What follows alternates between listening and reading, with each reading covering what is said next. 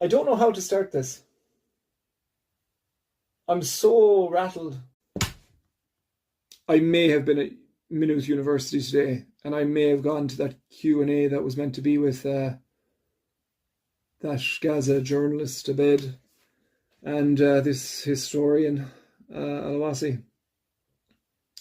Jesus, folks, it was nuts. It was nuts. And they killed 70,000 Christians in the city. The Persians murdered 70,000 Christians. Who stood by their side and who helped them in this process?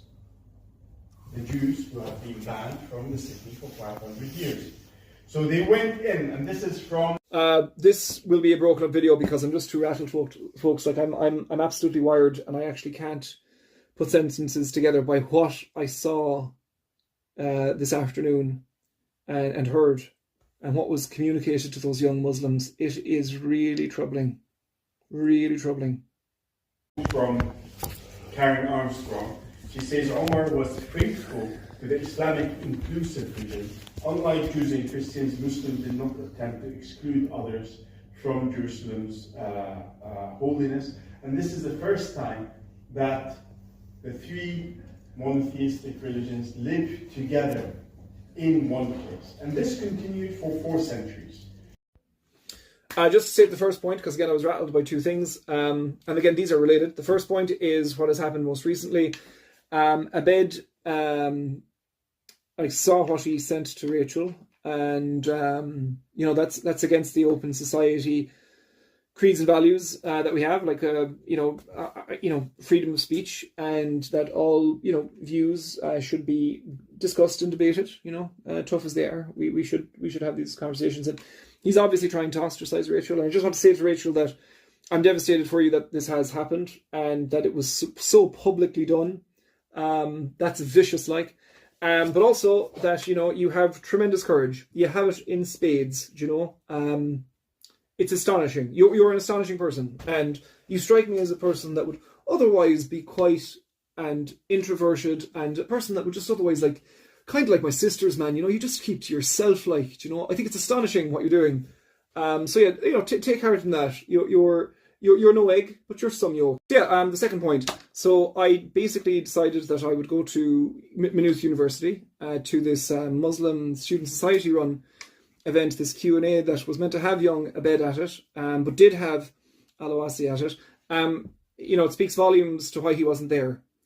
He had walked himself, unsurprisingly, into a trap of his own makings. There was pushback, I think, from his post. To such a degree that he decided that he would lay low.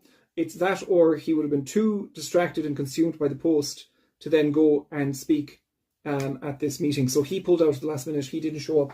Now, I had shown up, folks, right, because I wanted to ask harder questions. I just don't think journalists in Ireland they're still refusing to ask. Like he has made statements about the PIRA, and I'm just like, well, do you condemn the provisional IRA? And he was in the John Hume building. He would have been in the John Hume building advocating for resistance and violence. Now, John Hume, I don't think, would have liked that at all. And I would have asked those questions in that context, right? In that building. I couldn't do that. There wasn't even a Q&A session. They would say there was going to be a Q&A, but there wasn't, right? These kids weren't organized. The speaker, Alawasi, he spoke too long, and then the lecture just ended. Abed doesn't show up. Alawasi is about to speak, but there's a young man of African complexion who is the society speaker, I should think. And being the speaker, he gets up and instead of introducing this historian, instead of listing the accolades that you might expect in other public meetings, that doesn't happen. The young fella gets up and gives a sermon about Palestine, and that the Jews are bigots, and that the Jews are greedy, and that the Jews are hypocrites. And then surrounding these three statements, he then leads on with Netanyahu. Okay? And that's it. And he closes it off, and Alawasi then gets up, and what he does is, as expected, he was just like, there's an evil Zionist regime. There's even Christian Zionists, which are somehow just as culpable. And there's an apartheid, and then he lists children that have died for the cause, and you're just sort of like, this is nuts. Again, I'm still not recording because I'm just like completely, like, I'm wired. I'm keeping it together. Like I'm just a guy in the back that's watching, right? And mind you, I'm not trying to inflate this, right? As in, like, there wasn't a big audience. This was 20 kids, and all of them were members of the Muslim Society. There was maybe one kid that wasn't, right? Again, I can only suggest that by her attire. She wasn't in a hijab or niqab, and she looked very Irish to me. So, like, the other complexions, though, and by how they were speaking, there were up to 20 kids, of African and Arab complexion, and that's to say nothing of phenotype, folks, but the ideas that were being fed to them, that was the problem, right? We don't care about phenotype. We do care about what ideas they are harboring and want to harbor. So they're being fed information by Al-Wasi, and he decides to say, well, because we have a small group, we only have 20 kids, let's make this a bit more interactive. Like, this is already dystopian. Like, this is happening in Maynooth University. And he's trying to appear friendly and upbeat by making it more interactive for the class. What's his interactive question? Was Abraham a Jew? Anyway, the young sermon, he says, of course, Abraham was not a Jew. He was Muslim, because they were all the sons of Adam. And because basically they're sons of Adam and they must do God's will, all three of these religions, either Christian, Judaism, or Muslim, are really Muslim. And Muslims are therefore, Islam is therefore the primary, the primary religion. It was the first religion and is the only religion. It says nothing, of course, of Hindu or Buddhism or the Baha'i. And then he does something nuts, even more nuts, right? He finishes the lecture in this sweep, right? This history lesson that he's trying to give. And honestly, I couldn't record. It was just too much. It was utter drivel.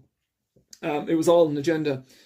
He closes with utter mysticism, talking about this red cow and that there is a prophecy and that it's all being fulfilled as prophesied by the prophet and so on.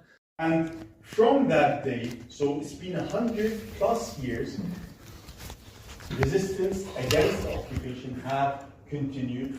You have the Nakba, you have the occupation of Al-Aqsa, you have ideas of destroying Al-Aqsa Mosque, Christian Zionists, Jewish Zionists, massacres happening inside Al-Aqsa. All of this, in both Jewish and Christian Zionist perception, the future is to destroy Al-Aqsa, build in its place the Jewish temple, to hasten Armageddon, and for the return of the Messiah. We have the last episode in this discussion with Donald Trump in his last term, in which he moved the embassy to Jerusalem, announced that Jerusalem is the eternal capital of the Zionist state. Attacks on Muslims have been happening, and you've seen Ramadans in Al-Masjid Al-Aqsa, the attacks that have taken place.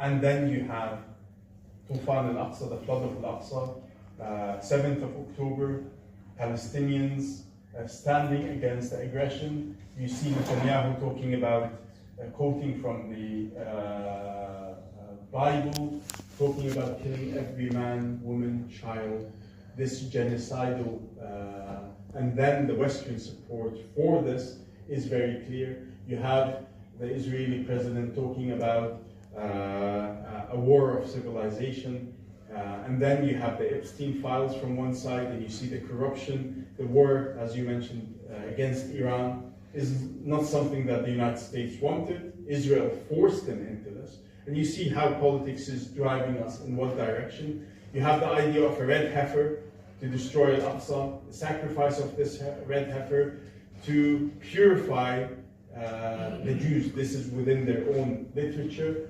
And the last leg of this is the idea of building the temple over the site of Al-Masjid Al-Aqsa.